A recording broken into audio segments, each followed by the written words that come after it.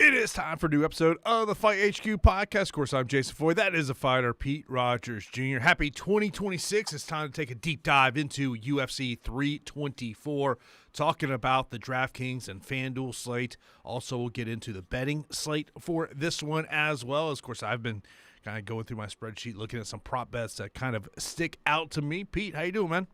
What is up? I'm so happy right now. I really am. Thanks for joining us, everybody. Nice to see Jason's face again. It's nice to hear the best co-host in the business introduce our show for the return of UFC. Where 5-6 weeks without having any MMA action in my life besides running the gym. I just can't get enough of the sport, man. I really love it. I mean, I love all sports, but combat sports just is so different for me. It's my passion, and I really, really miss it. And I think it's smart, right? Because absence makes the heart grow fonder. And I think every year they're calculated with this little break, and it kind of like ropes you back in to another full stretch of 12 months. There is one thing I'm disappointed about this early UFC calendar 2026. Okay. February 14th, which is Valentine's Day, there is no UFC event. However, I have a trip booked for Las Vegas for that week. Oh. So yeah, that would have been cool, right? But I think they're doing all the guys a solid by not having fights on February 14th. Don't worry, I saw where I guess it's next year. The Super Bowl falls on Valentine's Day, so that ought to be interesting for a lot of people out there. But yeah, I'll be heading out to Vegas doing a trip with my dad and my brother. If people listen to the MMA Report podcast this week, you understand why I didn't have a show last week. My mom passed away last week, and we're doing the funeral service tomorrow. So tomorrow's going to be obviously a rough day for me. But it is definitely going to be nice to kind of decompress tomorrow night. Sit on the couch, or whether I go out with some buddies of mine to watch the fights. But I'm looking forward to watching these fights. And Pete, when you talk about from a DFS perspective and a game theory, I have a couple of thoughts in terms of this one. I think you can look at the salaries, particularly on DraftKings, and say there is a lot of value out there. You look at someone like a Justin Gaethje at 7,300. You look at someone like a Derrick Lewis at 7,000. Maybe you look at Arnold Allen. What does Silva look like bouncing back from that Diego Lopez fight? Even though Arnold Allen is coming off a very serious shoulder injuries, there's other fighters in this card that people may look at. Maybe it's a Ricky Turcos. Maybe it's a Michael Johnson. Maybe it's Nikita Krylov. But I almost kind of have this thought of, that might be a bad thought process to have when developing your GPP lineups. Cash lineups, I think, is a different story for some of those fighters. Yeah, so first and foremost, I mean, our thoughts and prayers are with you and your family. I've already been talking to you about that. The whole community, I already know that we're thinking of you right now. Honestly, like you just saying all that stuff made me tear up a little bit. I cannot even just imagine the strength for you to be able to hold it together right now. So credit to Jason. Love you very much, buddy.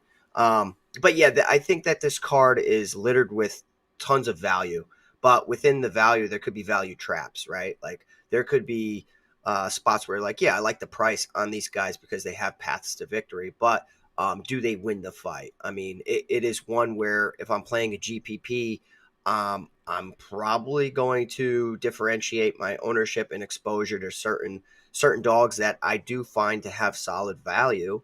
But like, I think that some of these fighters that are the underdogs that I will target will not be ones that could find a finish. I can see these guys getting like boring decision wins, but being in the optimal lineup because they were able to actually pull off a victory. Like, I don't love underdogs this week. I could talk myself into several of them. Like, I think the value on Gaethje based on who he's fought.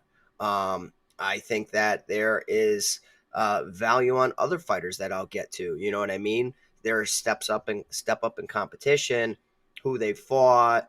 But styles make fights, and do they actually win the bout, or do they score well enough?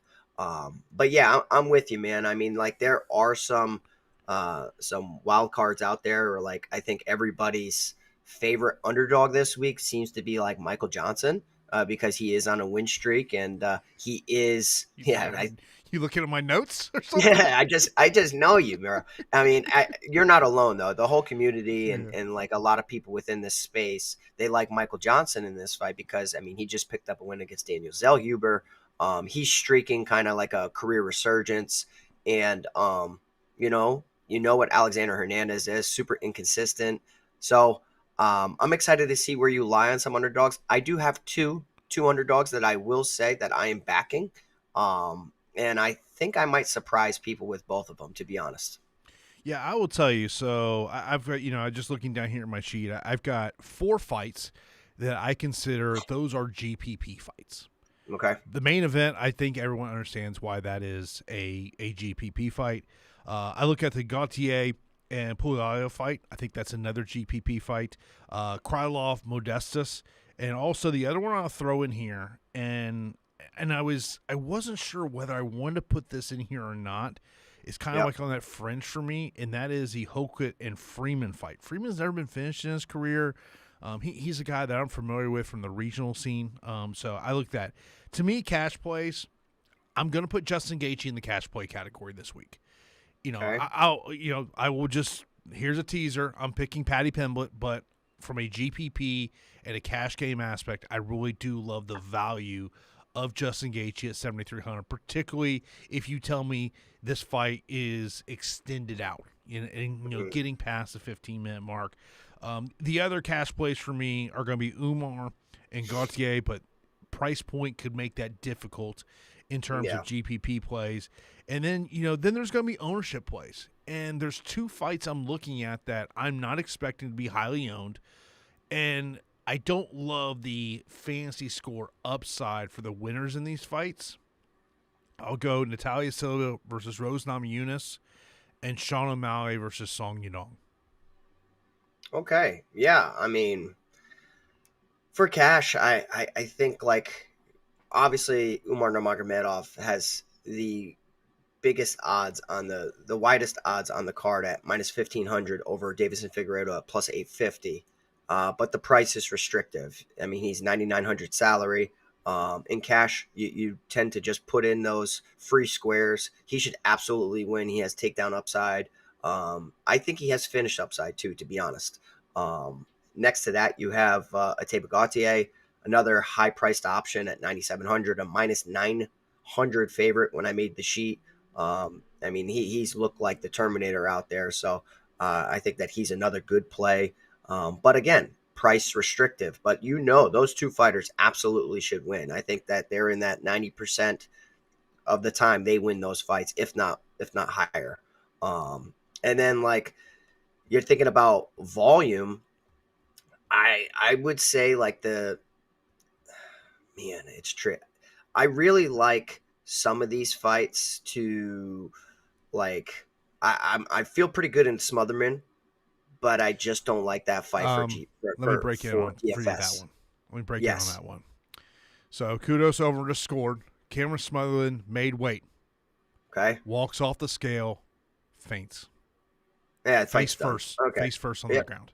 All right. Well, we ain't got to worry about that one. Hope he's okay. Yeah, if you go into our Discord, which the link to, if you're not in our Discord, totally free to join. The link is there, and it goes to a Twitter video where you see Cameron Smotherman makes weight, steps off the scale, takes about 4 to 5 steps, and then face first right on the podium. So Jesus. I think it's very safe to say that fight won't. No, that fight's done, bro. Yeah, I don't see many, especially with if you had told me. If you told me this is Texas, this is Florida, maybe the fight happens. Yeah. In Nevada, California, commissions like that, this fight's not going to happen, but a very scary moment there in terms of that one. By the way, I also got to mention Pete's Guy's Discord channel if we want to get access to all the tools that Pete has. A link to that is in the description of this show, whether you're watching us on YouTube or listening to us on the podcasting platforms. You can check out that. Pete, let everyone know what they can expect this week from your Patreon. Yeah, so I mean, went into the page. I went into my algorithm and the data and all that, and I tweaked some things and I think for the better. Just made some improvements. I really analyzed where maybe I was miscalculating some things, or how I could become a little bit more accurate. Putting weight on some numbers and weight in some certain categories within the model. And then I added another thing into the calculation. So I do like it. It still looks the same. Everything is the same. But when I was putting the sheet together, I was like, all right, I like the feel of this. It's giving me a little bit more accurate like assessments of how I think that certain fights will go. But yeah, so I'm excited. So I got to finish it up, and then I will have it on there tonight on the Patreon. And like Jason said, the link is in the description, and appreciate your support. Also, we do have a DraftKings contest. It is up. Let me just say this. In 2026, I'll try to do a better job of keeping track of kind of the week in, week out standings with that one. I will tell you, kind of as once I kind of get through, these next couple of weeks, one of the things is I do want to try to produce more MMA content, here on YouTube, but also, with what we do on YouTube Shorts and TikTok. So be on the lookout for that. Not just here on Fight HQ, but also my other MMA podcast, the MMA Report. Of course, did that show earlier on this week. We talked about UFC 324 a lot. Also talked about the changes happening at the PFL. I will tell you next week, one of the topics we're going to talk about is regional MMA shows and the price point it has now become to go see a regional show. CFFC is coming to Tampa, Pete, next week, or in March. Tickets go on sale today. Yeah, they're crazy. $91 is the cheap ticket to get in the building.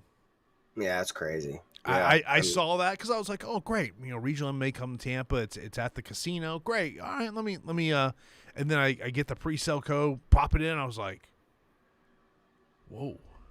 Yeah, you ain't going. No. I mean, I wouldn't pay that, and I'm being honest, and I'm just, it's going to, the only way you're going to go is if somebody yes, is fighting. Exactly. And then it's like a broken system. I mean, like, it's just like they're dependent on ticket sales, as all promotions should be to a point, right? But like, what about the people that hear about your promotion that want to come to it? I mean, that's a turnoff. That's way too much. Yeah, I will tell you this. Thankfully, I have been given tickets to the Lightning Bruins game at Raymond James Stadium next Sunday. Yep. I believe the cheap ticket to get in, just to get indoors, $250. Jeez, these sporting events are out of control. I mean, dude, that's why I saw the price points that they've put out there for the UFC cards at the Meta. It's now called the Meta Apex.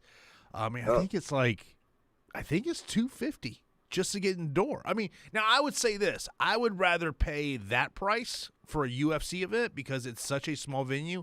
Like back in the day, I mean, this is a long time ago. I loved when the UFC did events at the Pearl at the Palms as a hardcore fight fan because you could hear everything. And it was just, it was that small, intimate venue that was really great to go see a UFC event at. But yeah, I saw that price point. I was like, oof, man, oof. Price. Yeah, I mean, I definitely want to go to the Apex one of these days. I feel like that would be fun. I would love to see it and love to experience it. I think that would be a nice little cool trip. Jason and I go out one day or something and try to coordinate that. That would be really cool. Maybe meet up with some people. But yeah, I mean, outside of that, I mean, like there ain't no way I'm sitting in the freaking bleachers. Like, I mean, most of the time when I go to fights, I'm very close to the cage. I'm spoiled to a point, and I'm not gonna be paying like a ridiculous amount of money. It's just not happening. I'll watch it at home. Yeah. Of course, the weigh-ins are currently going on in Las Vegas as we do this show here live on a Friday afternoon here on the East Coast, right just after 12:15 p.m. Eastern time. We'll keep an eye out for that. But let's get right into breaking this one down. Of course, Pete, the main event is for the interim lightweight title. You got Justin Gaethje taking on Paddy Pimblett. Justin Gaethje, a plus 195 betting underdog, minus 240 for Paddy, who's 8,900 DK, $19 on FanDuel. Gaethje 7,300 on DK, $14 on FanDuel. And, you know, Pete, I mentioned, I think my pick is going to be Paddy, and I'll kind of explain that after you give your breakdown of this matchup. But there, you know, the one thing I do like when it comes to even GPPs and cash gains plays, just that price tag on Justin Gaethje does stick out to you a lot. Yeah, so it's the price tag, it's the value. I mean, it's very tempting. And I do think that there's a world there for Justin Gaethje to get this done. I mean, he has an excellent coach in Trevor Whitman to go out there and develop a game plan. And as long as he sticks to the game plan of hard low kicks, utilizing good footwork, keeping the chin tucked, not allowing Paddy to take him down, obviously, sticking and moving, trying to stretch the fight out longer. I think Gaethje could be live here. I think at plus 190 and at 7,300, Gaethje is totally live. But outside of Paddy's striking defense, his offense is good. Like, I mean, like his hands are dangerous. His kicks are slept on. A lot of people don't give him credit for his kicks. He has excellent low kicks, very good head kicks as well. And a variety of attacks come whenever he presses his foot on the gas pedal. So I think that Paddy Pimblett striking to a point just doesn't get enough credit or respect because his chin is straight up in the air. Now, Trevor Whitman, Justin Gaethje's coach, should be looking to take advantage of that striking deficiency of Paddy Pimblett, that defensive deficiency. So I would imagine that they're going to be looking to try to trap Paddy Pimblett and make him walk into a shot with that high chin. I just feel like when they try to trap, Paddy Pimblett will clinch, and his takedowns are not necessarily double legs, single legs. He likes to go to the body lock. He has great throws as well. I mean, very underrated judo, and the gap on the ground to me is far wider than the gap on the feet. And Paddy Pimblett's jiu-jitsu is far superior. Justin Gaethje is just a wrestler, and I don't think that his grappling skills in the submission realm are anywhere near Paddy Pimblett. I mean, that was evidenced in the Charles Oliveira fight, the Khabib Nurmagomedov fight, even in the 𝗵𝗄𝐿 fight. You see sequences where it's like, all right, well, if Paddy gets in any of those situations, the fight's curtains. And I kind of think that whether it is due to a takedown, due to a slip, a caught kick, a simple back take, a guard pull, there are many ways for Paddy Pimblett to end up on the ground with Justin Gaethje. And because of that, I'm going to be picking Paddy Pimblett to win via submission. I can totally see Justin Gaethje going out there and cracking, dropping, possibly finishing Paddy Pimblett. But I think that if he does drop him, he's going to be nervous and hesitant about following up on the mat, which could not result into a finish. And the fight could continue to get stretched out. And I just think, man, 25 minutes is a very long time to avoid hitting the mat. And if it does, I mean, like Justin Gaethje's way of, getting out of takedowns a lot of times is like flipping out of it or tucking and rolling and, like he'll Granby out of certain things. And yes, it works to a point, but I just think that Paddy Pimblett's going to take advantage of any of those sequences and wind up in a nice position to either implement ground and pound or get a submission win. So I'm not like sold on this for DFS though. I got to tell you, I think it's going to be pretty calculated early. The 25-minute experience for Justin Gaethje is noticeable, and it's one reason why I think Gaethje is live to win this fight. In combination with the coach, and the strength of schedule. I mean, the strength of schedule is ridiculous. Look at who Paddy's fought up to this point, and look at who Justin Gaethje's fought up to this point. So I'm still going to pick Paddy Pimblett here, But as far as DFS, I could see this being like a round 3, maybe a round 4 finish with like limited, hesitant exchanges, ones where Paddy Pimblett maybe getting clipped and worried about the hands of Justin Gaethje, and they're both kind of like being a little tentative. So yeah, I mean, I think 8,900's a nice, proper salary, but like I don't think that he's going to score 100 plus. I just don't, because I don't think he's going to ragdoll Gaethje. I think it'll be one takedown somehow, and then he'll find the submission. But I'm excited for the fight. I'm also trying to get a little different with my lineup too. I think that there's going to be a ton of ownership within that lineup and within that fight. So I'd much rather pivot to some other interesting options earlier on. Yeah, I mean, for me, this fight, it's going to be a priority matchup. I want to mention some responses that we got in here that I think are very, very much I'm spot on with this. It's coming from AFC. Angela goes, I'm pretty high on Paddy at first, but we're talking about a true vet in Gaethje that probably has something still in the tank, fought the best competition, and knows what Paddy is going to want to do. And then also he followed up that comment with this, where he says, no question, Pimblett had a light road to the top, but this is a big step of competition, I bet, at the end of the run. If this can stay on the feet, Paddy could get pieced up. If he gets top, no problem. Now, let me say this. I think this is one of those things, and I think, Pete, you will understand where I'm coming from. Yep. Paddy Pimblett's management team did an amazing job with how they have built him to this point. Got him the right fights at the right time. I mean, yes, you would have loved to seen him maybe fight the true top 5 of this division, but he took the right fights at the right time. There's definitely that concern. The concern I've always had with Paddy Pimblett is that damn chin. He leaves it out there, and I keep visualizing if Gaethje knocks him out, it's via uppercut. For some reason, he's got a hell of an uppercut, and it does make sense. Watching the countdown show, that really the thing that stuck out to me, and I mentioned this on Wednesday on the MMA Report, is you remember a couple weeks ago when there was that photo out there that people were speculating if Justin Gaethje had staph? The brisket in his mouth, and then the ingrown hair on his neck. Yeah, and people were speculating about it. When I watched the countdown show, it made me think of that, because in the countdown show, he talks about he understands this is his last opportunity to become a UFC champion. So I was like, he's not pulling out of this fight. There's no way he's pulling out of this fight. The other big takeaway I had from watching Countdown came from Trevor Whitman, where he talked about when they realized they had to make a change in Justin's fighting style, that it could not just be this wild man out there, going out there just trying to be the most entertaining fighter out there, but being smart about it.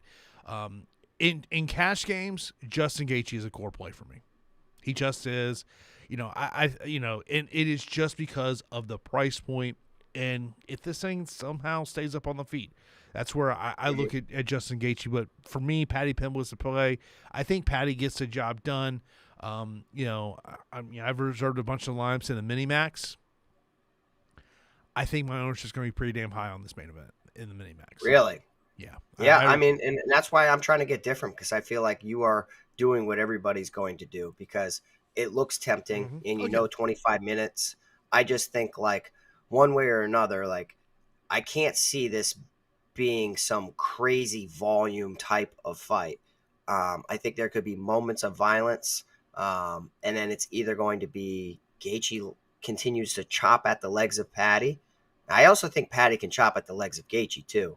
And then it's going to be either a KO or submission, and I think it's going to kind of like, it's going to need to be, a couple rounds in for it to happen. I don't think it's going to be right off the bat. So for me, I'm okay with getting away from it in some of my lineups. Should mention we have had 2 fighters already miss weight. One of those fighters, Deiveson Figueiredo, weighing at 138.5 pounds for his bantamweight matchup, so 2.5 pounds over for that matchup. Also, the other fighter to miss weight is Alex Perez, coming in at 128.5. So we'll see if there is going to be a second time they do step on the scale. You imagine. And then, of course, we monitor the Cameron Smotherland situation. I just saw another video where it shows them rolling him over. There's no way that fight can happen. I'm sorry. No, dude, There's it's no done. way that fight can happen. No, If the that fight second happens, we need to there's start no way. asking a lot of questions. Yeah, there's no way, Jason. The second he fainted, it's over. Yeah. So according to MMA Junkie, he was carried off the stage and immediately taken to the hospital. So I mean, I think when we get to that fight, we'll give some synopsis of that fight. But I think it's very easy We to can say. essentially skip it, yeah. We could, essentially say, because I do think Ricky Turcios was someone as a underdog that was kind of tempting to me, but we'll keep a monitor on that situation and keep you updated. Now, the co-main event, of course, this was not the initial co-main event of the card. We were supposed to have Kayla Harrison versus Amanda Nunes, but we all know what happened there. We got Sean O'Malley and Song Yadong. Both fighters have made weight already. Sugar Sean comes here as a minus 200 betting favorite, plus 165 for Song Yadong, whose price is 7,400 DK, $13 on FanDuel. O'Malley priced at $800 on DK, $17 on FanDuel. And Pete, I mentioned, like, if you're looking to get different, and look, I'm not quite positive this is ultimately a fight that is optimal, but from an ownership perspective, that's what intrigues me about rostering this fight. Yeah, I mean, this fight's interesting, right? I mean, Sean O'Malley is he was one of the biggest stars, and he still is one of the biggest stars, and everybody loves Sean O'Malley. They love betting Sean O'Malley. I mean, like, he's the guy that has such a following. He had the whole gimmick with the crazy hair, smoking weed, doing whatever, living the fast life, being very open about his decisions within his life, and just kind of being like a fan favorite, if you will. And credit to Sean O'Malley. I mean, he's incredibly skilled also. He's 18-3 overall, coming off of back-to-back defeats to 𝗵𝗏𝗁. And, prior to that, he had a nice victory, ended up avenging his loss to Marlon Vera, captured the belt against Aljamain Sterling, had a split decision win over the now champ Petr Yan. So, I mean, the striking skills of Sean O'Malley are there. However, his grappling and his wrestling are lacking extremely. And it was clearly evident in a gaping hole in his game that 𝗵𝗏𝗁 just completely exposed. And credit to Merab. I mean, he does that to 99% of everybody. And it's just a hard matchup, right? I mean, like, the gap in the wrestling and grappling was so significant that 𝗵𝗏𝗁, not known for getting finishes at all, was able to capture a north-south choke in round 3.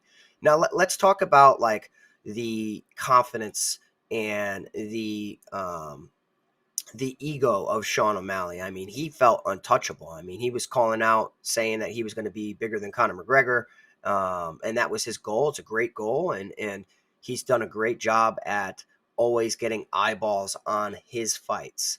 But he did meet a stylistic nightmare in 𝗵𝗏𝗁, who took him down and ragdolled him. And some people say that, he won some rounds in that 25-minute decision defeat, but it really wasn't all that close. But you saw Sean O'Malley try to right the wrong and, assessed his life. And I think his confidence was shattered because he was viewed as untouchable. So he started looking at ways to change things. He got rid of the dyed hair. He scrapped his entrance music that was pretty notorious from Lupe Fiasco. He stopped smoking. He stopped drinking. He stopped living the fast life. He didn't really care about streaming. He didn't really care about anything. He locked in completely, and he had a worse performance against 𝗵𝗏𝗁 in the second time ago, where he was ended up submitted in the third round via north-south choke. Now, fast forward, he's back to his old ways, it appears, with the colored hair, and just trying to live the persona. He was saying that the persona was corny, and he was, kind of just like, like really, living the persona all the time, and he just bought into it a little too much. That's what I was looking for. Bought into it a little too much. So now he's back doing it. And to me, as a coach, it looks like a guy who's just grasping at straws for answers and looking at every possible thing to try to go get his confidence back. And I say that's a red flag. I'm telling you, that's a red flag to me, that he is now back to this way. I just don't buy it. I don't buy it at all. I view a guy that's got false confidence right now. I actually think that he's scared shitless about this fight, to be honest. And I think that he's completely overlooking Song Yadong, because, like, I think he's not scared of Song Yadong. I think he's scared of losing again, because he's already mentioned about retirement, talking about maybe win one more and retire one or two more. And he's already projecting his plan out there about fighting on the White House, rematching Petr Yan, win the belt, and he's going to retire. I just would say be very careful, because you're overlooking a very dangerous fighter in Song Yadong, who's trained at Team Alpha Male, who does have wrestling in his back pocket. He does have a better ground game than Sean O'Malley. Maybe not jiu-jitsu-wise, but overall ground game. Song Yadong, his top pressure, the way he scrambles, he moves better than Sean O'Malley will on the mat. Not to mention, Song Yadong is no slouch on the feet. I mean, he was giving Corey Sandhagen all sorts of issues before he was cut open, and then ultimately that fight was stopped due to the cut.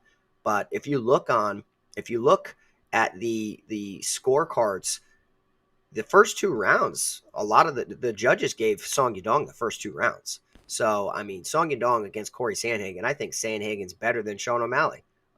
Maybe O'Malley has a little bit more stopping power, but I think that Song Yadong's fought this style already. And I see Sean O'Malley with these red flags, in my opinion, that everybody's favorite bet, everybody's favorite parlay piece, they want to put Sean O'Malley in there because they've missed him. And this is a nice matchup because it's a striking matchup. Yes, it's way better than fighting 𝗲𝗏𝘁𝑙𝐼. But I almost feel like Sean O'Malley's going to get clipped and hurt. He's either going to get taken down again, and then you're like looking for what's the difference? Has he improved? And it's kind of looking like the same, or that this is a competitive fight in one where, Song Yadong just is capable of pulling this off. So I view Song Yadong as a live dog at plus 170. And I actually think that, as long as he can work on not staying on the outside and getting pitter-pattered to death, I think that he's live to win this fight. So for me, the value's too much to pass up. I'm going to do what most people aren't, and I'm going to be betting Song Yadong here at 7,400 salary at plus 170. I will tell you, as I look at my sheet here, looking at the props for this one of the props I have highlighted is Song Yadong wins via decision at plus 325, because I think if he wins it, that's the way he's going to do it. Pete asked about it, whether it's a 3-round fight. Yes, everything I've seen is that it is a 3-round fight here. Also, Angelo saying, get a lot of Yadong right now, and I'm not really happy about it. Could be very low output distance fight if Song doesn't try and force takedowns, which he has less than 1 per 15-minute guy. Yeah, when you look at the stats on this one, 0.61 is the average takedowns per 15 minutes of fighting for Song Yadong. Has a 38% takedown accuracy in this one. I will say this, the one thing I will say about this fight is I know it may not make a lot of people excited, but I do feel like a Sean O'Malley notable win on Saturday equals him fighting for the title next. Oh yeah, 100%. And that, like, I think that it puts a lot of pressure on him too, right? I mean, like, the kid is exceptional. I mean, I love Sean O'Malley. I really do. I think that he's very, very talented. However, I do think that he is looking a little desperate at how he's changed things so dramatically on things that shouldn't really make a damn difference. I'm not sure what he's doing in the training room with Tim Welch that's much different than the previous 4. Yeah. And I just kind of see a guy that's like plateaued to a point where I do feel like Song Yadong is developing still under the tutelage of Uriah Faber. Yeah, no doubt about it. We'll mention UFC has made the announcement.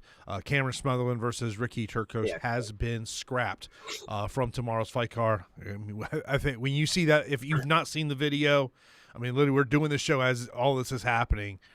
You see that, just you have thoughts and prayers go out to Cameron Smotherland, and I am sure there is going to be a lot of discourse about that weight cut, and maybe should he even been put on the scale. Oh my gosh, I just saw the video. That's terrible. Yeah, I don't know if you've seen the video where they turn him over too. Yeah, it's on MMA Junkie right now. That is terrible. He's seething. Yeah, he's super dehydrated. Get him to the hospital. Yeah, he's in a hospital, so that fight is off there. So that really, I mean, we already had kind of some limited 7 and 8K options. Another scratch to that one. Next up, we got a heavyweight matchup. It'll be Waldo Cortes-Acosta versus Derrick Lewis. Derrick Lewis comes in here as a plus 240, betting underdog minus 300 for Cortes-Acosta, who's priced at 9,200 DK. $19 on FanDuel. The Black Beast is priced at 7,000 DK, $12 on FanDuel and Pita.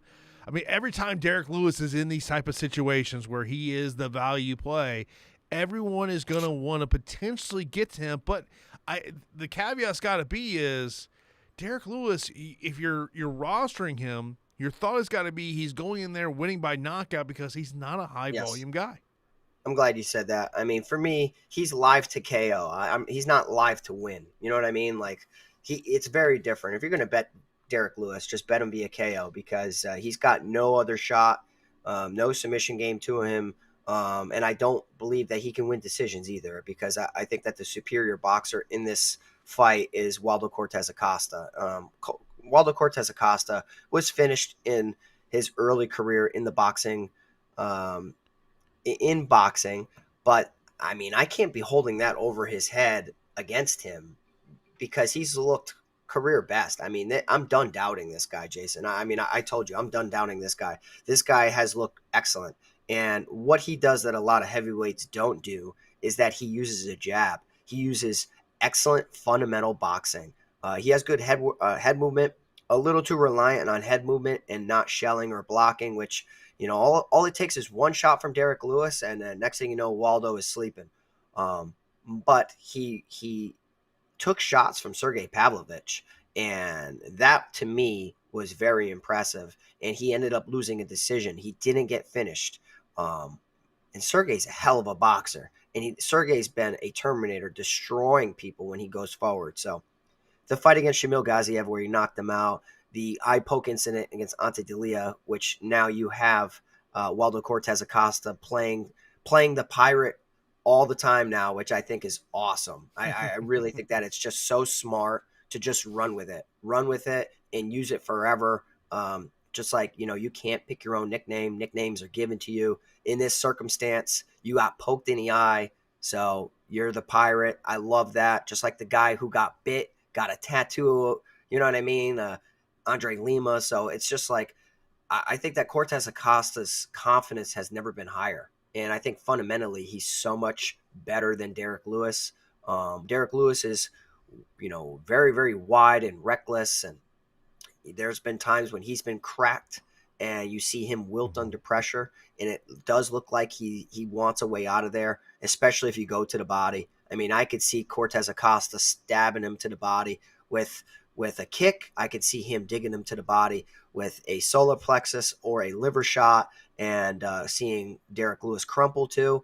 I just love the fact that Waldo jabs, man. I mean, I can't say that enough. He jabs, and he utilizes a very, very good jab, good footwork, and sets his combinations up, whereas Derrick Lewis is just kind of throwing his combinations like from the backhand, not a lot of lead hand stuff.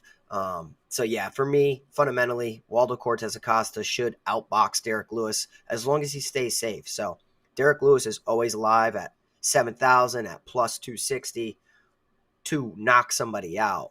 But as you know, as long as the fight goes on, I like it more and more for Waldo Cortes-Acosta. Whether he ends up beating Lewis via decision or he ends up finishing him, I'm going to be backing Waldo Cortes-Acosta at 9,200. So yeah, I like him quite a bit here.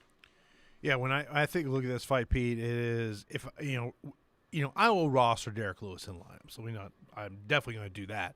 It's a punt play for me because I understand that it's a boom bust play from the betting side. There's two props that stick out to me on this one on each side. Waldo Cortes-Acosta wins via decision at plus 275. And then the other one, I think you probably know what it is. It is Derrick Lewis wins by knockout at plus 350. Neither one of them will be big bets at all for me. They'd just be kind of like probably a quarter unit, maybe a half unit play, just depending on what your bankroll is. But those are two that stick out to me. Next up, we have, and by the way, Waldo Cortes-Acosta is one of two fighters that has not stepped on the scale as of this time, as we're here at 12:42 Eastern time here on a Friday. The other being Justin Gaethje. So we're waiting to see. Well, I'll tell you, he's probably still sleeping. He ain't cutting weight. He's a heavyweight. Well, but here's the difference. If this was a fight night card where they are not doing a ceremonial weigh-ins, I could very well see that being the case of like, hey, I'll show up, right at the end. The Gaethje one, look, he could very well easily just be on weight, and it's just like, you know what, I'll get to the UFC. He probably just wanted to sleep, bro. Yeah, he just wanted to sleep. That's all it is. I'm telling you. Yeah. He's like, dude, I'm on weight. I just want to sleep. By the way, mentioning about the two fighters who have missed weight, both those fights are going forward. Deiveson Figueiredo being fined 25% of his purse, so that fight against Umar Nurmagomedov is set to go. Also, Alex Perez will be fined 25% of his purse. His matchup with Charles 25. Johnson is a go. So it looks like the 20% fine is gone. We're up to 25%. They got Jason Floyd as their manager. That's what I'm talking about. No, Jason. We be trying higher. Yeah, we're going higher. We already know that. And Jason, we'll settle at 25. Yeah, Jason better start getting warmed up and ready, because I'm gonna get insurance, get my medicals, and we're in it this year. So I can't wait. I'd be like, hey Pete, how much medicals cost us? Okay, all right, let's see if we get that covered. Exactly. Thank you for missing weight. All right, let's move over to the women's flyweight division. It is probably, the winner's matchup is probably looking at getting the next title shot in this division. Natalia Silva taking on Rose Namajunas. Both fighters made weight. Natalia Silva at 126, Rose at 125.5. Rose a plus 350 betting underdog, minus 475 for Silva, who's priced at 9,400 DK, $20 on FanDuel. Rose 6,800 DK, $9 on FanDuel. Pete, I look at this fight and I just say, if you're rostering this fight, your thought has just got to be, it's going to be a fight that's going to be low owned and could help separate you from the field. But God, do I really want to pay 9,400 for Natalia Silva? That is the upside 75 points in a decision. Negative. And the reason is I remember and have PTSD from rostering Rose Namajunas in that Carla Esparza fight. So I already know, like the 50-point win is possible, and the 50-point win for Natalia Silva is also possible. So I'm just not with it. So you have a minus 380 favorite in Natalia Silva, priced at 9,400. Rose Namajunas plus 300, priced at 6,800. I think that Natalia Silva is excellent. I think that her footwork is really, really good. Her elusiveness is her best attribute. She kicks really, really well. A lot of her combinations are when she's retreating. She's a great counter striker, and she'll kind of pull her opponents in so that she can land her shots, and then she sticks and moves. Rose Namajunas, predominantly a boxer, and I actually think that stylistically on the feet, she's going to have a tough time with Natalia Silva. And I think that her way of trying to make this fight a little bit more even and closer is trying to implement wrestling. And I actually think, like we've seen Natalia Silva, her takedown defense is amazing. So I don't really recommend it being a good strategy. I mean, Natalia Silva's takedown defense sits at 92%. But that shouldn't really deter Rose Namajunas, because I think that she's always going to go out there. She averages 1.49 takedowns per 15 minutes, essentially 3 takedowns attempted per fight. So I just think that Natalia Silva is going to stick and move, and Rose is going to have a very, very hard time finding her. But let's call it what it is. Rose Namajunas is one of the best women's mixed martial artists of all time. Wins over Weili Zhang. Wins over Yana Jacek. So I think that this could be a spot where, if it's low volume on both sides and the judges are kind of torn on who wins, a 68 Rose Namajunas could possibly win with a very, very low volume win. But I think that Natalia Silva will start to widen the gap the longer the fight goes. And to me, it's the footwork, man. It's the footwork, it's the feints, the fakes, and it's the kicks. Rose can kick, but not like Natalia Silva. The lead leg side kicks and the lead leg round kicks and everything just points me to Natalia Silva going out there, sticking and moving for another 15-minute decision. And then we're going to be talking about her fighting for a title pretty shortly. Yeah, I think in terms of a cash game, I can getting behind Rose just because of the price point, especially if saying you're trying to get to some of these high 9-in options, whether, maybe it's a guy we're going to talk about that's the very first fight of the night in Ty Miller, or, maybe it is someone like a Umar or Gautier. I get from a cash game aspect of why you would get to Rose, but from a GPP aspect, I would rather pay $7,000 for Derrick Lewis than $6,800 for Rose, and I may very well look absolutely stupid come tomorrow night, and Rose goes out there and looks. But like from what I've seen from Natalia Silva, I think about her last match against Alexa Grasso, what she was able to do, and I just feel like it kind of goes the same way. If it was a 5-round fight, I would have more interest in Natalia Silva. Yeah. I honestly think that for both Natalia Silva and Rose Namajunas, even in a win, we could have fighters on this card that perform better in losses. So, I think that they're taking shots on other fighters would make much more sense than targeting Natalia Silva or Rose Namajunas in daily fantasy, just because their upside is extremely capped. And, if a knockout happens, then of course they're going to have a good score, but the likelihood is that it's going to be, I'm not even kidding, 50 points, like 55, because they're both very technically skilled and very good defensively too, which could limit what lands. And from a betting side, when it comes to the props, there's nothing I really like on the Silva side of the equation. If I was going to play anything on this fight from a betting prop, it'd probably be like a quarter unit on Rose wins via decision at plus 475. You just look at it because I don't see either fighter going out there and getting a finish. The question would be is if your book does offer a takedown prop, what is a takedown prop on Rose? I don't think it happens though. I just don't even think it happens. For me, if I'm looking at this right now, I'd probably target the -3.5. And if you think that Natalia Silva goes out there and blanks her, I think that -3.5 makes a ton of sense. The spread is a different, nice, interesting way to profit off of horrible other prop bets. And I would probably be looking at that for Natalia Silva. Look, there's just some lines on this fight card that I won't even touch. No. At Hard Rock, which is the app I have here in Florida, Rose Namajunas takedowns landed 0.5. The over is plus 140. Yeah. She could get one. She definitely could, but flip a damn coin. That's what I'm saying. Like, you're giving me plus money and she's just got to get one? But she still might not, though. That's the point. I know, but I'm just saying. Natalia Silva's takedown defense is so good. And let's also not forget that Rose Namajunas is a true 115-pounder, right? Isn't this, what weight is this at, 125? Yeah, 125.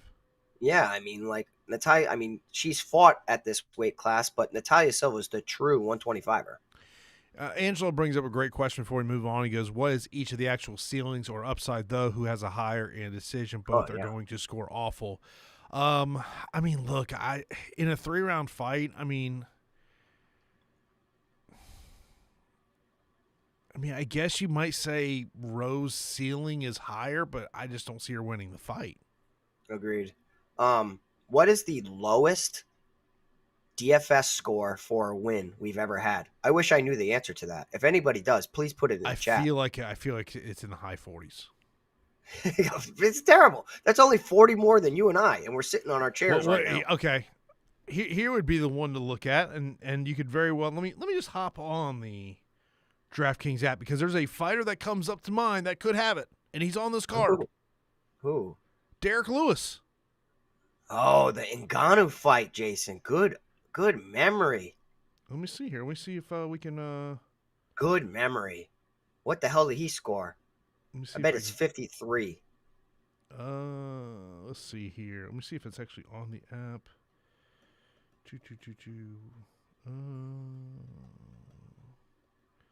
38.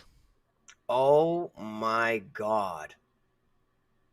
There are fighters on here that will score better than that. Dude, okay. I'd rather stack a fight than get a 38. I'm going to give you some amazing stats here.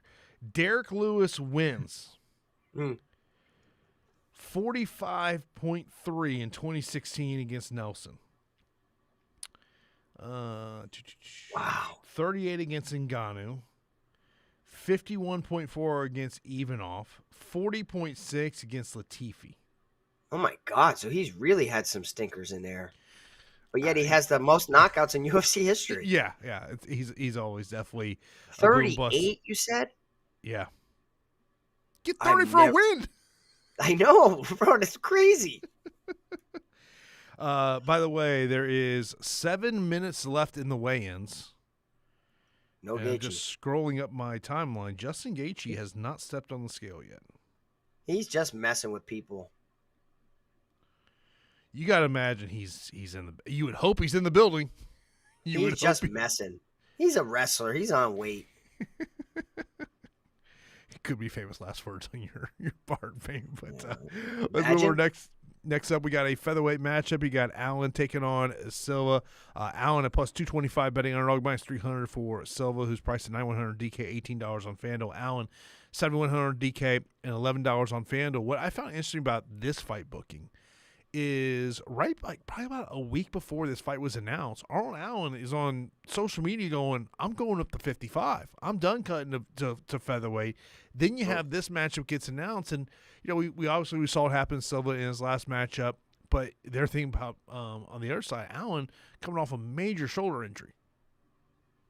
Yeah, but also John Silva coming off a TKO defeat only 4 months and a week ago. So you already know that's a red flag to me, man. Red flag when you are fighting 6 months after getting finished. He was getting the shit kicked out of him in that fight against 𝗼𝐲𝐻. So, I mean, this is a very interesting one. I think that Arnold Allen is one of the most skilled fighters that does not get credit within the UFC. Dangerous southpaw, very cerebral fighter. And it's probably because of the tutelage and the tutelage of Firas Zahabi. I mean, like the game plans. I mean, you go out there, you stick to a game plan, you pick your opponent apart with pre-fight film, and from fight to fight, he's looked different, and we've seen him tested against some top-level opposition, and we've seen him, fall short a little bit, but he's fallen short against Max Holloway and Movsar Evloev. But if you go back and you watch that Evloev fight, that's a very close fight, and one where you could possibly make an argument that he should have won the fight. Granted that he ended up in some bad situations on the mat, but damage should have been leaning towards Arnold Allen in that bout. But yeah, I mean, this is a situation where I think that Jean Silva is looking to get back in the cage immediately to right that wrong, which was the 𝗼𝐲𝐻 fight, and try to regain some momentum. He was barking at the press conference yesterday, and there was crickets. So it does not seem like the fan base is attached to Jean Silva as much as they used to be, or there just weren't Jean Silva fans there. The whole gimmick, I don't know. It could be broken. And this is a guy that really was feeding into that whole gimmick, and very aggressive, goes out there, and he has tremendous hands, excellent combinations, questionable ground game as far as wrestling. Mm-hmm. I think that his jiu-jitsu is dangerous. I mean, he's got a nice ninja choke to him. We've seen it a couple times now. But outside of that, I mean, like, your jiu-jitsu should not be your savior for your lack of wrestling. And I think that 𝗼𝐲𝐻, who's not even a great wrestler, went in there and was ragdolling Jean Silva, ended up putting him in some bad spots, incorporated some excellent ground and pound, had him bloodied up with a ton of elbows, and literally beat the hell out of him. I think that he's lacking in that department. I have to tell you, I think that he is lacking in the grappling department, mainly the wrestling. And it's one where I could see 𝗲𝗄𝘗 and Arnold Allen looking to possibly take advantage of that. They don't have to, though, because Arnold Allen has excellent footwork, good feints, good combinations himself, and he's a natural southpaw. So, a lot of things are different, right? The battle of the lead foot is going to be pertinent. You're going to need Arnold Allen and Jean Silva fighting for that lead foot to line up their backhand. They both have open side round kicks. So the rear leg for Jean Silva and the rear leg for Arnold Allen are open. Arnold Allen can really take advantage of that because he can dig to the liver of Jean Silva. I think that Arnold Allen is getting slept on in this fight. I really will tell you that. And he's fought some of the top end competition. The only concerns are being on the shelf, being on ice for a little bit, and dealing with that injury. But, coming back from surgery, sometimes you're better, right? I mean, this is a guy that doesn't, he's experienced. He doesn't have a lack of experience. And if he's healthier than he's been, maybe we see a better Jean Silva, a better Arnold Allen, or an Arnold Allen that can go out there and put a nice game plan together. Maybe it's a low volume fight, but he just frustrates Jean Silva because Jean Silva's unable to land some shots. Now, let me give Jean Silva some credit, right? His power and his combinations, when he lands, man, the momentum builds. Like, he gets into a rhythm, and when he's in a rhythm, he's one of the best strikers you've seen. He starts landing, and he was doing that to Diego Lopez, starting to find his footing. And I was like, oh shit, he's going to finish Diego Lopez. He went to that spinning elbow combination like 4 times, and then was pressuring Diego Lopez, and Lopez hit him with his own trick, hit him with a spinning elbow and finished him with ground and pound. But Jean Silva can hurt Arnold Allen. Arnold Allen has been hurt in the past. If you go back and you watch the Movsar fight, the game plan was to keep the hands extremely low for Arnold Allen so he could dig for underhooks immediately upon getting takedowns, defending Movsar's takedowns. So when his hands were low, Movsar cracked him with a lead hand, and Arnold Allen was a little wobbly. If you go back and you watch him opening up in the final 10, 15 seconds in the Max Holloway fight, when he gets pissed off or aggressive or he's going for it, he starts swinging, and he's very wide, and he got capitalized, and he fell to a knee against Max Holloway, whether they counted it as a knockdown or not. And then I also remember the same thing in the Dan Hooker fight, right? Like, he had Hooker really hurt, and he's going for the kill, and he's going super crazy and wide, and then Hooker answers with a shot and drops him, and then Arnold Allen pops back up and then starts to throw some more and ended up getting the finish. But we've seen that chink in the armor a little bit, right? So it's like, Jean Silva has the power to capitalize and put Arnold Allen to sleep, hurt him on the feet, and finish him with ground and pound also. But I will say that he's yet to be finished. So, yes, he's been hurt. It's a fight. You're going to get hurt. You're going to get hit. But the more well-rounded fighter in this matchup is clearly Arnold Allen.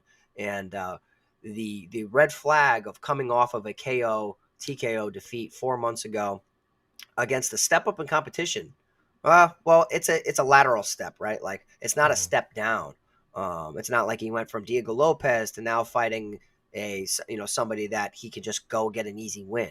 What's his confidence like? Similar to Sean O'Malley, what's his confidence like? I don't think that the confidence is high, especially if things don't start going your way.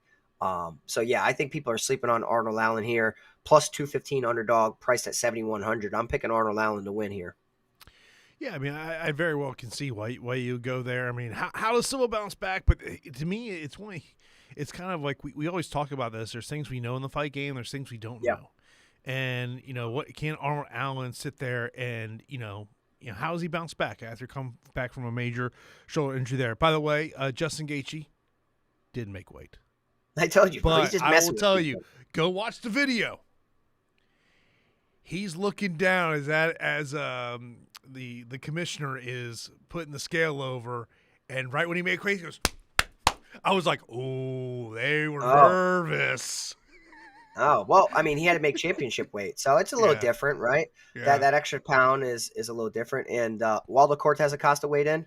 He weighed in at 262 pounds. Damn. Yeah, he just wanted to sleep. That's all he wanted to do. He may not have cut weight. I mean, but yeah. No. You want to talk about one of the crazy rises in the UFC over the last year? Waldo Cortes-Acosta. If I would have told you a year ago, this guy is on the verge of potentially fighting for a title shot, you would have said, "No way, Jason. You would have lost your goddamn mind." Yeah, I mean, you could probably say the same thing about Paddy, but at least Paddy had stardom, right? Waldo Cortes-Acosta was just constantly doubted and slept on from us. But after a while, man, you got to stop. You got to stop, doubting them and start believing. When you watch the tape and you believe in the skills, you're like, damn, okay, all right. Yeah. No doubt about it. Next up will be our feature preliminary bout. That's Umar Nurmagomedov versus Deiveson Figueiredo. Man, just the betting odds on this one are just absolutely insane, Pete. Minus 1,600 for Umar. Deiveson plus 1,000. Umar price at 9,900 on DK, $23 on FanDuel. Deiveson Figueiredo 6,300 on DK, $7 on FanDuel. I mean, I can't back Deiveson in this one, Pete. I just can't. I can't. I was hoping you weren't going to say you could.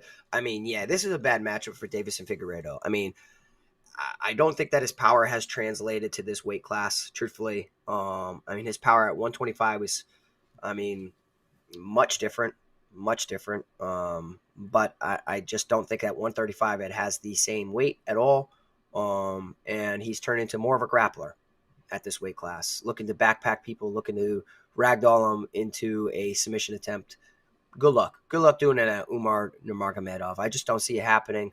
As long as Umar doesn't shoot a lazy takedown and get his neck captured via guillotine, which highly unlikely. I think that Umar is in a position here on the feet to absolutely destroy Deiveson Figueiredo with his kicks.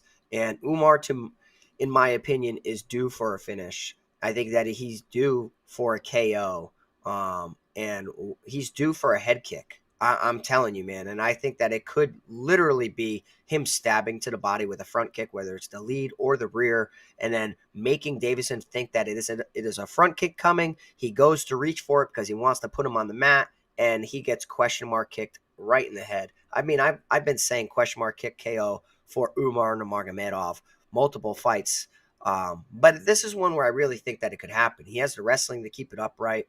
He has the kick advantage against Deiveson Figueiredo. If it does hit the mat, I think that the top pressure of Umar, the ground and pound, and even the submission skills, he can get Deiveson Figueiredo out of there. And let's say he doesn't KO him on the feet. This is a situation where we could see the old style of Khabib Nurmagomedov be presented, where it's just ground and pound into a finish. So yeah, I mean, the odds are crazy. It's crazy to see a former champion in Deiveson Figueiredo sitting with a plus 850 tag at 6,300. Very, very cheap price tag. But I mean, I don't think that he scores more than 10 points in this matchup against Umar Nurmagomedov, or he shouldn't at least. But the price at 9,900 for Umar is very restrictive unless he goes out there and decides he only wants to wrestle and he wants to top his takedown numbers from the Mario Batista fight. I just don't see how he pays off that 9,900. You need a lot of other high-priced options to fail. I don't see that happening this week. So it's a fade of Umar Nurmagomedov for most of the lineups. But yeah, I think that he's an excellent bet to bet to finish. And honestly, I think that is going to be a via KO. Yeah, when you look at that TKO KO prop for Umar plus 130. I mean, look, you mentioned it, and there's not much for me to add in terms of this. I mean, the price point makes it hard, but I'll say this. If you want to be a Deiveson Figueiredo fan, and you want to be a backer of him here, not saying not to, just saying, do you think if they fought 10 times, he beats him once? No. Then why are you rostering him? I don't. Right? I don't think. If you're just saying it from that you think he can save, the problem is that Deiveson Figueiredo 4 years ago is not walking through the door anymore. Yeah, it's just a weight class too, right? Like I just think stylistically it's a very, very bad matchup for Figueiredo. But I mean, he did just beat Montel Jackson, right? Montel's very good, but he's not Umar Nurmagomedov. No, he definitely is not him at all. Next up, we got Gautier and 𝗏𝗏𝘁𝘀. 𝗏𝗏𝘁𝘀 a plus 575 betting on Arnold, minus 850 for Gautier, who's obviously, we all know, prize prospect in this 185-pound division. Yep. Has a huge price tag, 9,700 DK, $23 on FanDuel. Andrey on the other side, 6,500 DK, $8 on FanDuel. I mean, I was thinking about this driving into the studio this morning, Pete. You remember, I forget what fight it was, when Bo Nickel was just a massive favorite, and we said this could be the fight where he tries to get some ring time in. I wonder, could that be a situation here? Well, it may not even be by choice either, right? I think that 𝗏𝗏𝘁𝘀 can move on the outside to avoid a lot of what Gautier does early. But I think that it's just like, it's inevitable. I think that Gautier is going to end up landing on 𝗏𝗏𝘁𝘀 and end up knocking him out. I mean, that Ateba Gautier is one of the best prospects in the sport.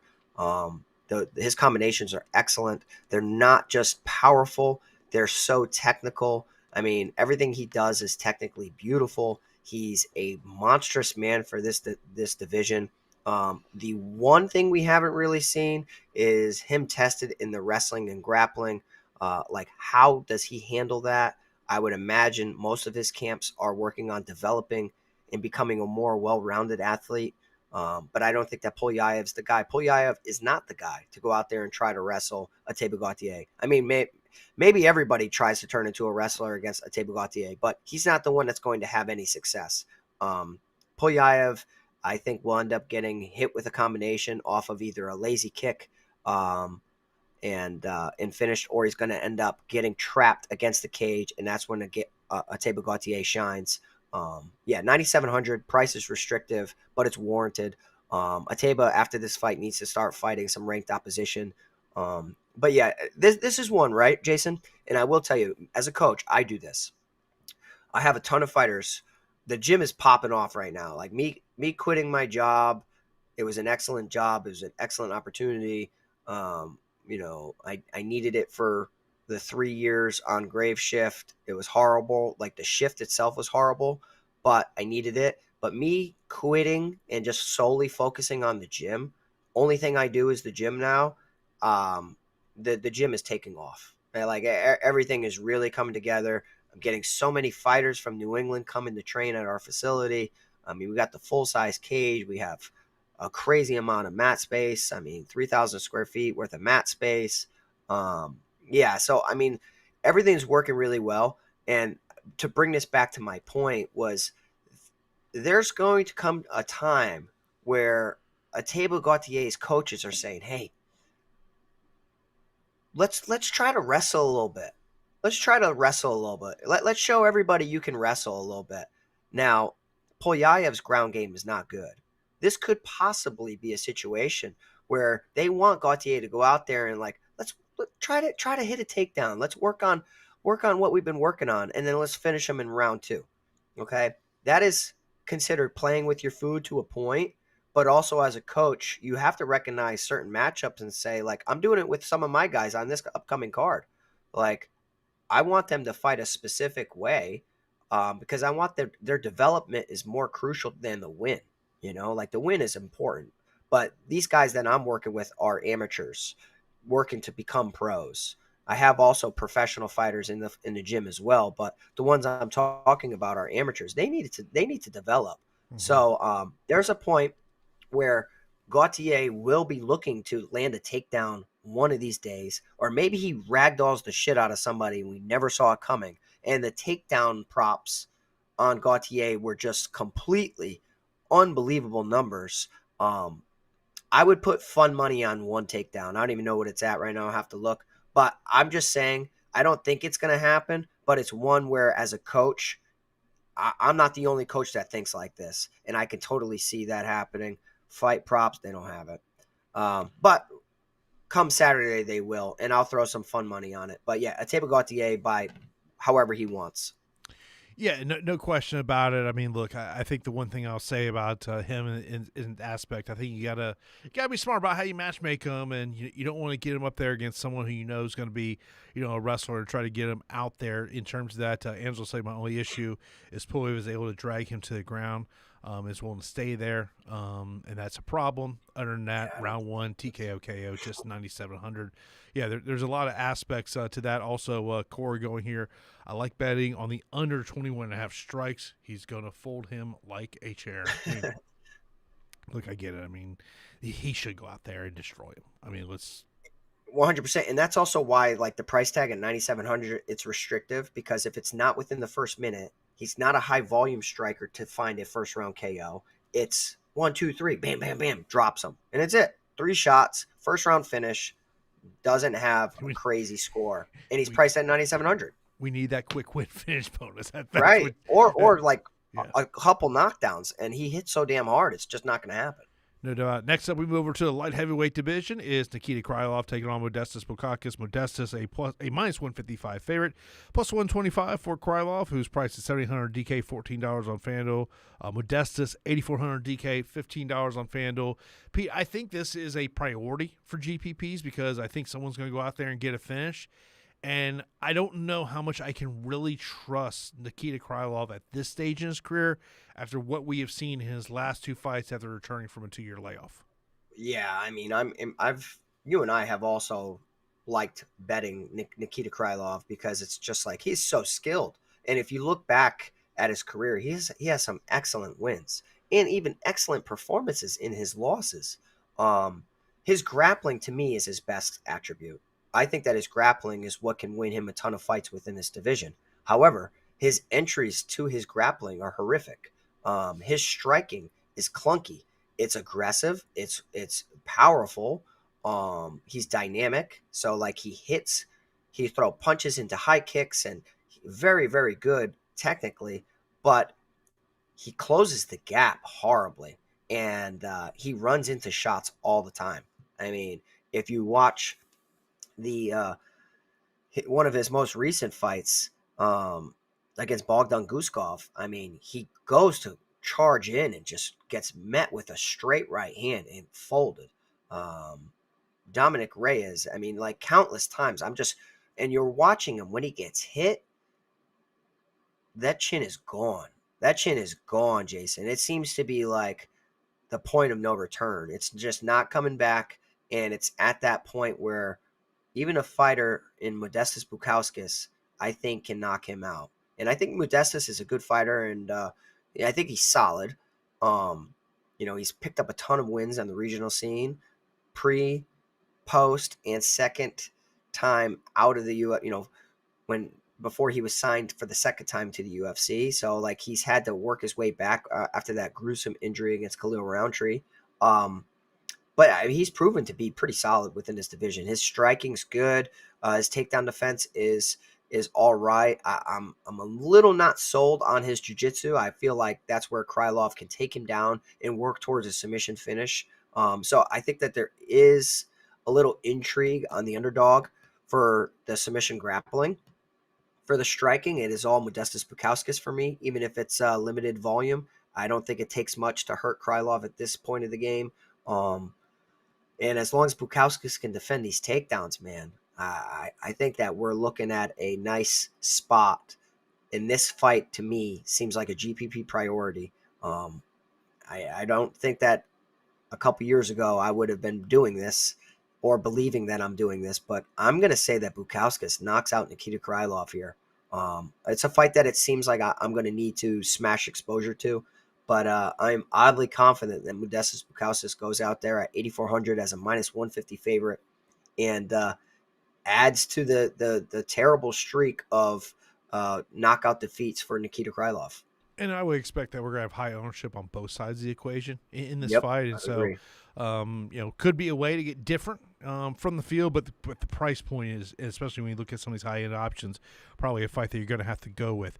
Next up, we got a matchup that is now a catchweight matchup following Alex Perez missing weight by 2.5 pounds for his matchup against Charles Johnson. Johnson, a minus 200 betting favorite, plus 155 for Perez, who's priced at 7,500 DK, $13 on FanDuel. Johnson, 8,700 DK, $16 on FanDuel. And things that people may forget, Charles Johnson has one major notable win in the UFC. Major notable win. Yeah. It's his knockout of the current UFC flyweight champion, Joshua Van. Yeah. Champ. I mean, he's the champ, yes. But that performance was... He won via injury. It's different. But yeah, Charles Johnson in this matchup, he's massive for the division. He's a minus 180 favorite, price at 8,700. Perez, plus 150 at 7,500. I mean, I was kind of thinking that Perez has the skills to get this done. And I do think that he has the capabilities to do it in certain moments. But can he do it for 15 minutes without getting caught? Perez tends to be the better striker in a lot of matchups, but it's matchups against guys with wrestling or grappling backgrounds. I don't think that he's going to like the striking that's coming back his way from Charles Johnson, who has excellent boxing and good creativity on the feet. The range is just going to frustrate the hell out of Alex Perez, who throws a lot of shots over the top, ducks his head low, and sometimes attacks with some takedowns as well. But I don't know what it is about Alex Perez. Every single time he fights, I throw a little money on his opponents to win via submission. And it's been a very profitable strategy. He's been submitted 6 times, Jason. 𝗵𝗄, it happened 22 seconds, round 3. It's just for whatever reason, man, that neck gets left out there. And I know people are not thinking that Charles Johnson has any submission skills to him. Go watch some Charles Johnson fights. Go watch some tape. Go watch some sequences. Look at his submission attempts. I mean, when most of the division is shooting at Charles Johnson's legs, he's sprawling, he's hitting, he's cracking them, and he's working a lot of chokes from that front headlock position. He'll work ninja chokes. He'll work, working on guillotines, even on the regional scene. And he has a nice flow, as he should, as a long-armed guy for this division. I like Charles Johnson here, man. I really do. I think the days of Charles Johnson starting so damn slow and never getting out of first gear until round 3, I think they're over. I think it's kind of like round 1 is his feeling out process, and then from round 2 on, he's dynamite. But I want him being on the gas pedal from the early bell. So I think that 8,700, typically flyweights aren't like something that I like to prioritize for finishes, even if it's not a finish. I think that he could just put good work on Alex Perez. And let's look at Alex Perez's recent stretch. I mean, it has not been successful. I mean, he is not doing all that well. I mean, he is 1-4 in his past 5.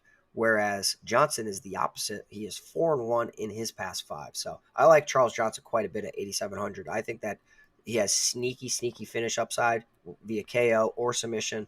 But all in all, I just like the fight for him here. Yeah, right now at this stage of his career, I just don't have a lot of faith in Alex Perez. And missing weight is never a good sign, especially when you're talking about Alex as a wrestler. So that to me is just not a good sign there. Yeah, Charles Johnson is definitely going to be the pick for me. Next up, we go over to the lightweight division. It's Michael Johnson taking on Alexander Hernandez.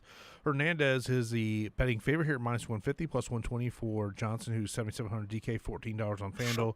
Hernandez, 8,500 DK, $15 on FanDuel. Pete, you've been in this game a long time.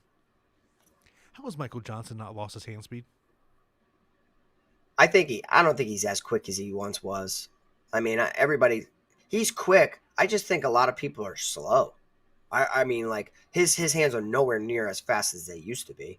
But they shouldn't be, right? I mean, he's an aged vet. He's looked good, though, recently. I mean, credit to him. If you sleep on Michael Johnson, you think you're just going to knock him out and it's an easy fight, you could get that vet lesson. And, Daniel Zellhuber never had that vet lesson, really. And Michael Johnson delivered it to him.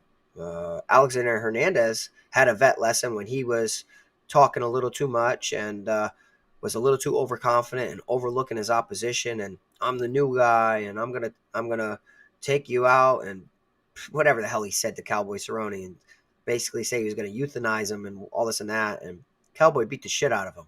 So, I mean, hopefully Alexander Hernandez learned from that defeat and learned from that particular matchup where you're fighting an older fighter. I mean, look what he just did to Diego Ferreira. Knocked him out with a beautiful, beautiful right hand / right elbow. Excellent timing on that. And I actually think that Alexander Hernandez has looked better now than he ever has. He is on a 4-fight win streak. Michael Johnson is on a 3-fight win streak, but 2 of those fighters are no longer, tenured by the UFC, in Darius Flowers and Ottman Azaitar. Basically layups for Michael Johnson. Whereas Alexander Hernandez has wins over Austin Hubbard, Kurt Holobaugh, Chase Hooper, and most recently Diego Ferreira. So for me, it's a lean towards Alexander Hernandez. I don't think that grappling or wrestling is going to be much of a game plan for either fighter. Maybe they can complement it or add it to one round to put a stamp on it. But I think that Hernandez has fallen in love with his hands. Could be a bad thing, but the way he switches stances and the way he's looked, he should look good. But his cardio is something that's always kind of worried me a little bit. And as the fight gets stretched on, his opponents tend to work their way back in. And that's kind of what I could see happening here, as long as Michael Johnson doesn't get knocked out. The speed is for real. The combinations will be back and forth. I think it'll be a competitive fight. I have this as a very competitive fight. Probably the most competitive, one of the most competitive on the entire card. But I have Alexander Hernandez edging it out. But yeah, I wouldn't fault you. I wouldn't fault the masses that like Michael Johnson in this spot. I don't feel strongly one way or another. I'm gonna go with the guy in Alexander Hernandez, who I like his wins a little bit more than Michael Johnson's. I like Michael Johnson cash game contest. Okay. Yeah, 7,700, good hand speed, good boxing. Okay. I don't, from a GPP aspect, I'm just not quite sure this fight's optimal. I'm in agreement, right? Like, I mean, can't you picture Michael Johnson getting knocked out? I could, but I can also see a 15-minute decision happening more frequently, where it's very, very competitive and it's like 80 points to the winner or 70-something points to the winner. And it's just like no knockdowns, no takedowns, back and forth type of contest. And it's one that wasn't necessary. Yeah, I know. That's just kind of my thought of it, but I will say this, Michael Johnson is going to be my straight-up fight pick. In terms of that matchup, next up we go on to the heavyweight division, where we do have a sizable difference in weight between these two guys, between Josh Hokut and Denzel Freeman. Freeman weighing at 257.5, 234.5 for Josh Hokut, which I would say is, gotta start maybe having that question marks of maybe are you not at the right weight class at 234 at the heavyweight? Maybe you just don't want to cut weight there. But Hokut, of course, is the big favorite here at minus 240 plus 190 for Freeman. Freeman price at $7,200 on DK, $12 on FanDuel. Hokut $9,000 on DK, $17 on FanDuel. The question is, could Josh Hokut be the first guy to finish Denzel Freeman? Yeah, I gotta argue with you on that. You can't say that. You can't say that he's not at the right weight class. Only reason I'll say that is because look what Jailton Almeida has done, right? Being heavy is great, but being athletic and being more mobile than these plodding heavyweights, sloppy heavyweights, I think is a very nice little knuckleball for the division. I think it really screws up the whole division because you are not the same body type as everybody. You are not the same type of style as everybody. And Josh Hokut is a guy that possesses incredible pace. I mean, what we saw in Dana White's Contender Series was relentless takedowns. A guy that goes after a single leg. Thank you. Thank you so much. Quit being a heavyweight, going after double legs, getting sprawled out on, or trying to lift up heavy, strong guys. Quit doing that. Manipulate their balance. I make all my heavyweights do it. And my heavyweights are fantastic wrestling athletes, unbelievable wrestlers that I have in the heavyweight division at my gym. And because we prioritize single leg attacks, See how balanced your fighter is. Use your single to set up your double. Use the single to make, there's so many different ways to chain takedowns together if you go after the single leg. You have Josh Hokett with a far superior wrestling background than Denzel Freeman here. I mean, you have Hokett as the 2-time NCAA All-American at Fresno State, which is D1 wrestling. You have Freeman, who's a longtime wrestler with college national qualifications and international Greco-Roman competition. It's not the same, man. It's really not the same because, wrestling out of Fresno, being that D1 All-American, going up against a guy who didn't even win NAIA, just don't upper body grapple this guy. Don't upper body wrestle him. And if you watch Freeman's previous fight, that fight sucked. It was terrible. It was horrible. And I just think that Hokett, for me, even if it's just a striking matchup, he looks the part. He looks like he's got really good hands.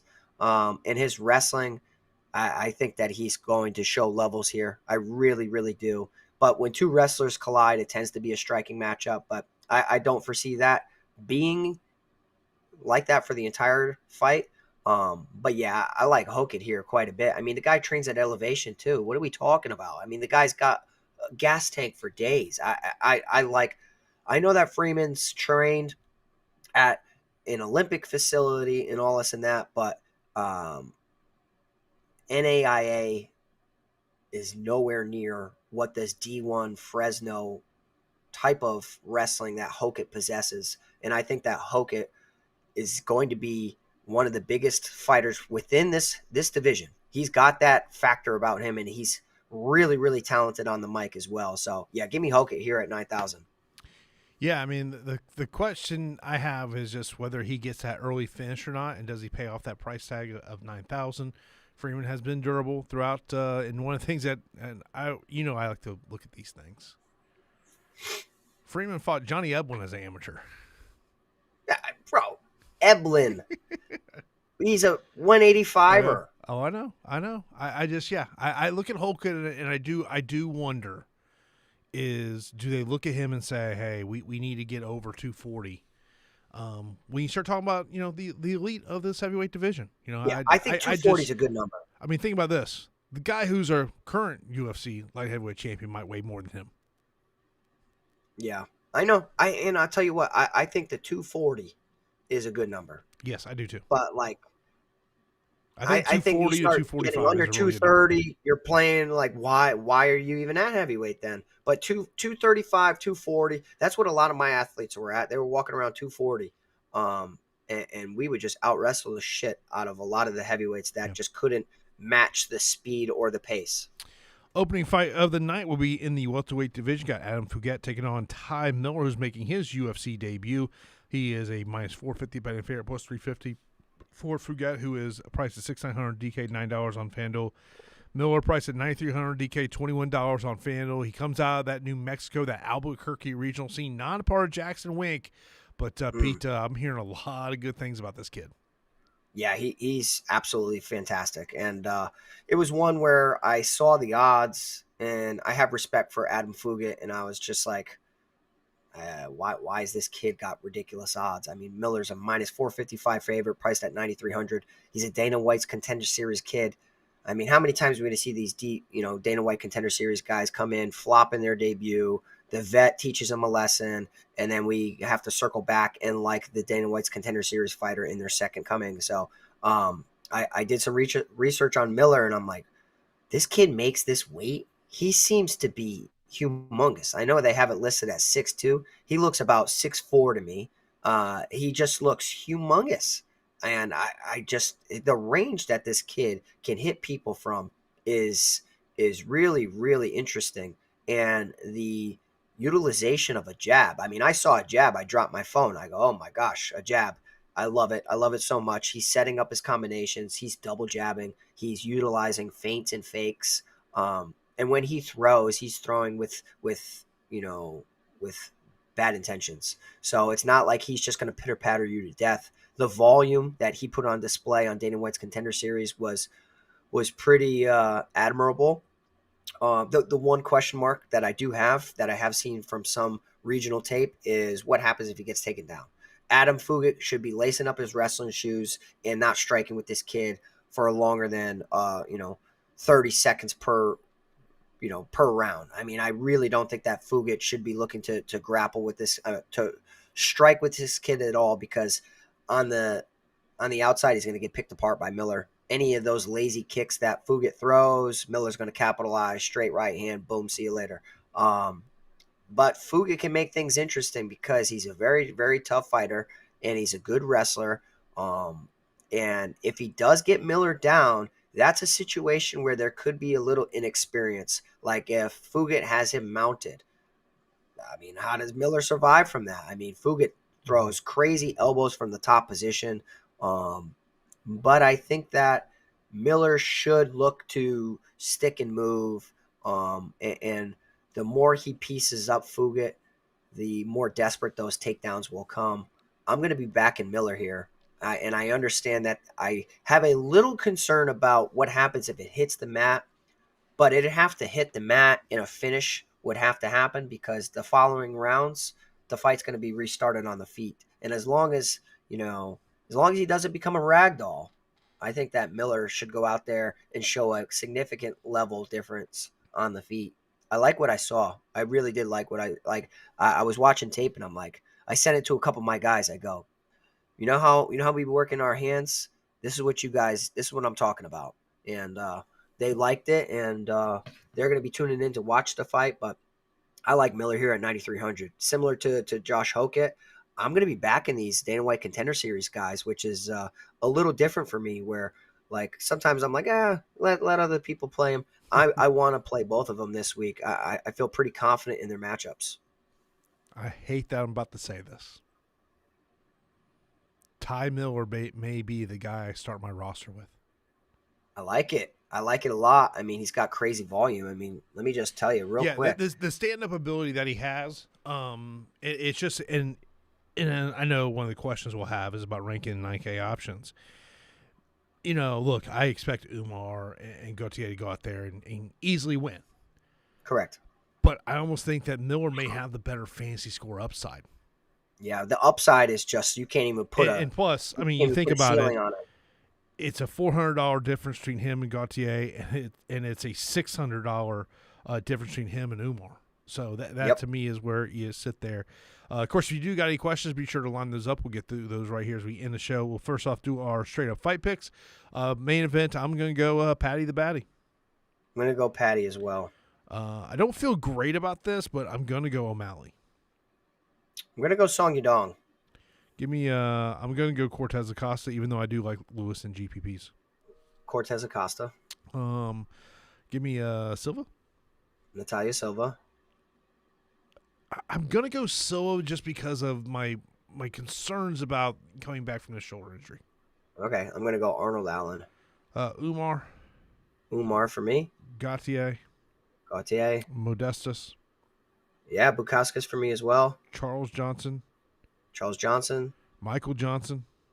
Oof, okay. I'm going to go Alexander Hernandez. Josh Hokett. And Ty Miller. And Ty Miller for me. Get into a question that came in Discord.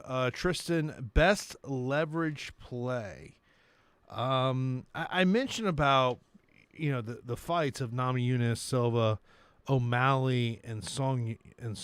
That to me is kind of, but if I'm looking at leverage plays, I mean, I think Charles Johnson. If you can somehow come with a lineup you like, Umar.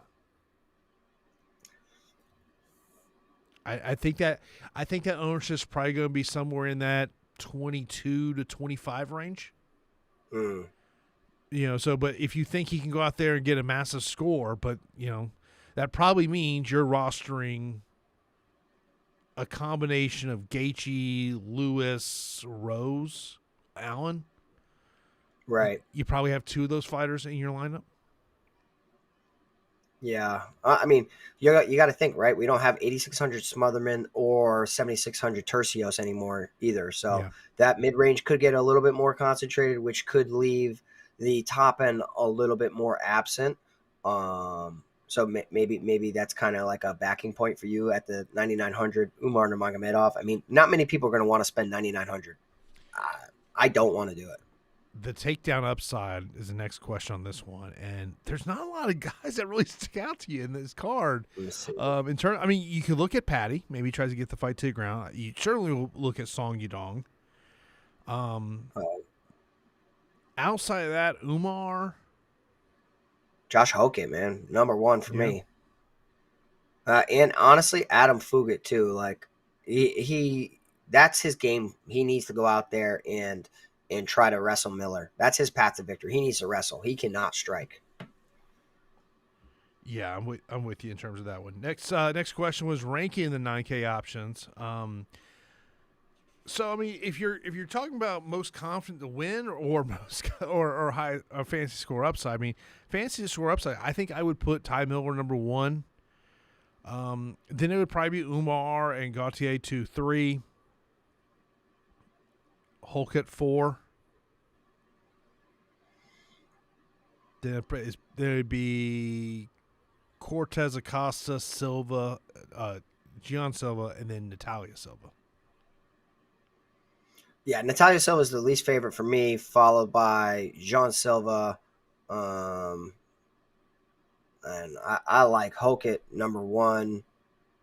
I like Miller and Hokett, kind of like 1A, 1B, whichever one, doesn't matter. Yeah.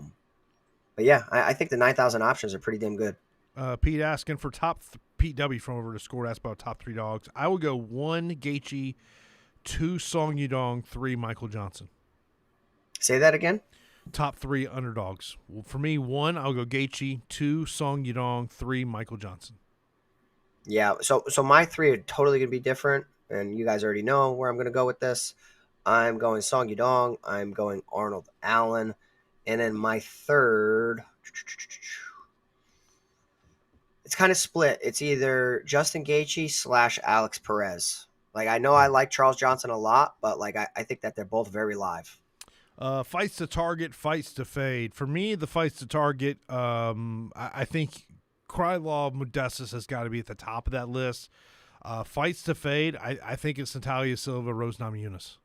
No, 100%. I would uncheck that. I might even uncheck the Umar fight as well if I was using Sims.